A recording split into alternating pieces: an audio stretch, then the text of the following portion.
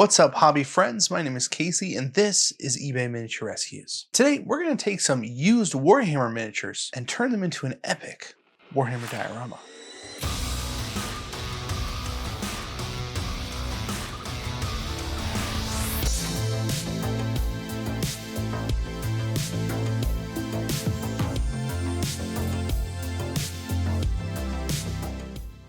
Now, I'm not usually one for dioramas. I'm more of the buy used models to save a little bit of money and play a fun game with my friends. But sometimes we just end up with models that seem to have a different destiny than what we may have had in mind. The first thing we need to do is come up with a plan. I have a handful of models. What kind of story can we tell? I'm going to start by sketching out a basic plan and then gather supplies to best fit that plan. That way there is at least enough of an idea that we kind of know where we're going, but enough room to work and try new things as well. Not too long ago, I hopped in my party van and went to the dollar store.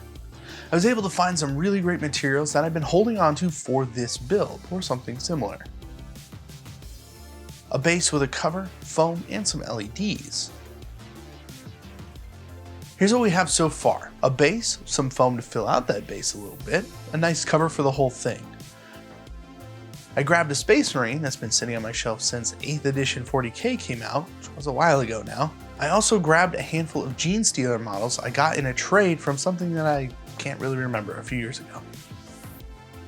The point is, used minis that have been on a shelf and I probably won't use might as well go to something that at least makes me happy when I look at it, and not add to my continually growing pile of shame. The last thing I picked up at the dollar store was a string of LEDs, which is pretty nuts for only $1. I definitely want to find a reason to use these, but I don't know exactly what that reason is right now. We're going to just kind of wait and see how that goes. The idea is to build up a foam and cork hill that fits into this base. In order to accomplish that, I cut down this foam to fit inside that base and plastic dome over the top.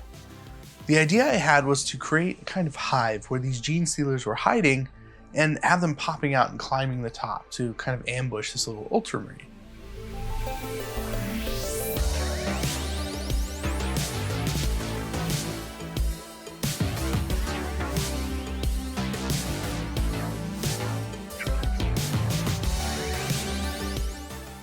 After getting quite a bit of the foam removed, I came in with a foam cutter to sculpt the rest of the hive. If you don't have a foam cutter, then this is still just as doable as ever with a hobby knife, just takes a little bit longer.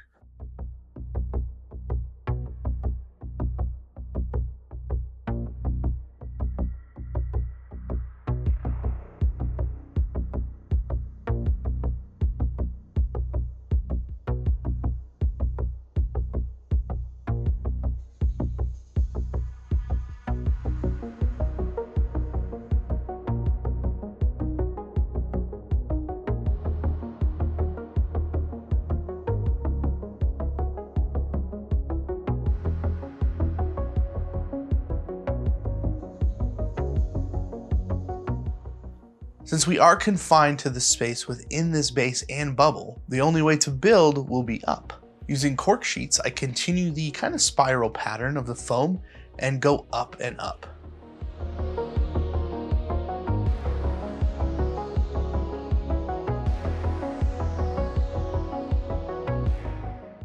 Once I had my basic shape, I used a toothpick through each side of the cork to hold it together. It's also made it really easy to attach and glue down to the foam. Now the picture is coming together a little more.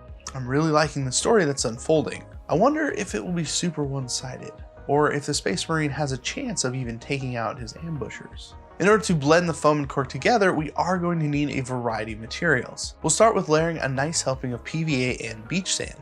This will give us a very nice texture with a ton of scale variety, as well as fill in the gaps, making the whole thing look way more like a small hill. To give the sides and tunnels a bit more variety, I coated them in a thicker mix of mud. Vallejo, Games Workshop, and other companies make texture paints for dioramas that are great for covering up foam and cork, and really helping to sell the idea that this is a real piece of scenery.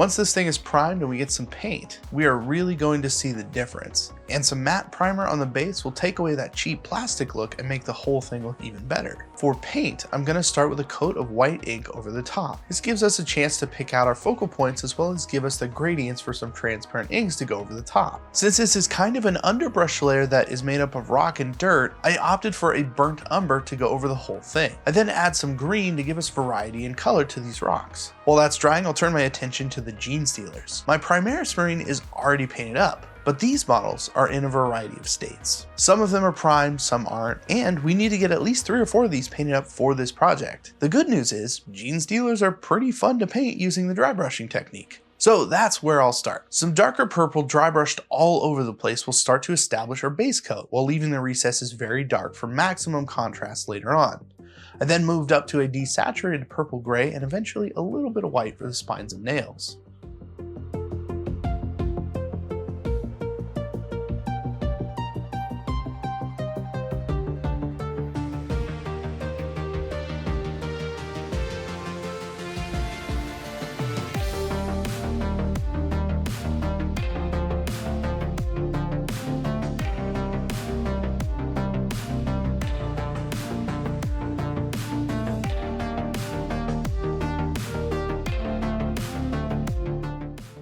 Now that our models are pretty much prepped, let's head back to the terrain piece and start to flesh that out a little bit more. I figured this is some kind of alien planet and there might be some weird looking shrubs and dirt, so I pulled out some red grass tufts and started to landscape.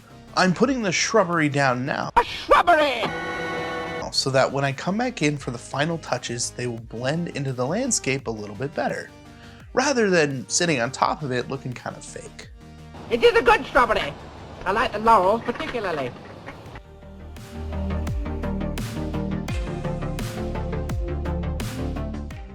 Using brown, red, and orange pigment patterns, I want to create an almost Martian look to this piece.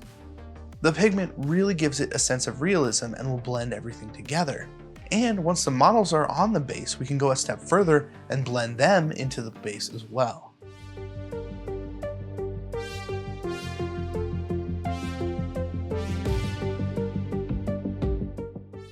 When I began placing models into the scenery, it became clear pretty quickly that the top wasn't going to go back onto this base, which really is fine. We can use the plastic lid for something else in the future. For now, I'm going to try and make a dynamic scene and place these models around the diorama. Then we're going to need to try and incorporate some of those LEDs. Because this base dome set was actually designed with these LEDs in mind from the same company, there's actually a hole right in the center where we can wire the LEDs right through. The only real problem I ran into was the length. Luckily, even dollar store LEDs are easy to trim down so you get exactly the number you need. In the end, after a ton of fiddling and moving around the LEDs, I decided to sort of let them fall, if you will. My wife actually came in and asked if they were supposed to be some sort of flares, and that's when it really clicked with me. This Space Marine was headed up a strange alien hill. He started hearing noises, so he dropped a flare into the tunnel system. Unfortunately, by the time he cracked another flare that's in his hand, he was already surrounded. That's what I'm talking about.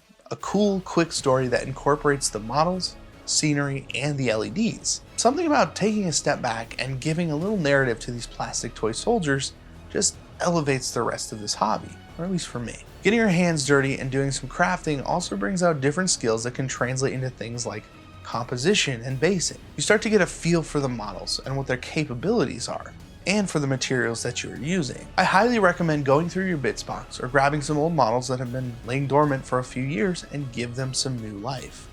I'm pretty sure you're going to enjoy it, and you will probably surprise yourself, much like I did myself today. And now, here is the completed diorama, Ambushed.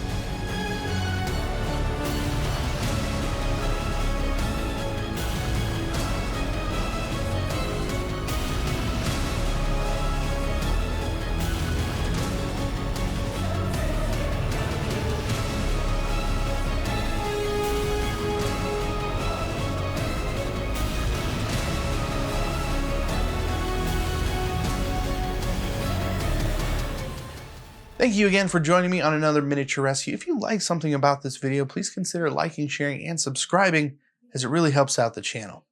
And if you can go above and beyond that, I invite you to check out the Patreon in the description below, or just say thanks with the button below. Once again, I'm Casey, and I will see you in the next video.